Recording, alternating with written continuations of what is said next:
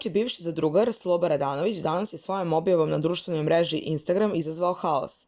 On je objavio svoj selfie i ispod njega stavio opis koji je napravio opštu polemiku o rodnim ulogama.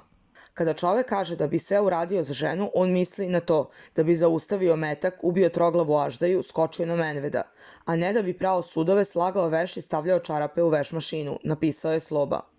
Mnogi muškarci su se složili sa njim, ali ne i žene. Neće ništa vam biti ako nekad operete sudove i stavite veš u mašinu. Nema medveda i aždaje. Dakle, ostaju sudovi i veš mašina. Pa onda nije sve. Pa mora i to povremeno, red bi bio. A zašto da ne? Ti tako pomažeš svojoj ženi, a ne bilo kome.